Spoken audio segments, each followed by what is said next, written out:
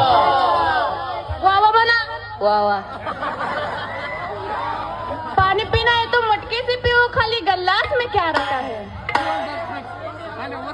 प्यार करना है तो अपने माँ बाप से करो, इन बेवफा लड़कियों में क्या रखा है। आता तुझ्यासाठी झालं, आता खाली जे बसलेत ना ज्यांना नाही त्याच्यासाठी खास तुमच्याकडे आहे ना, असू द्या, जुळतंय ना जुळू द्या, ज्यांचं नाही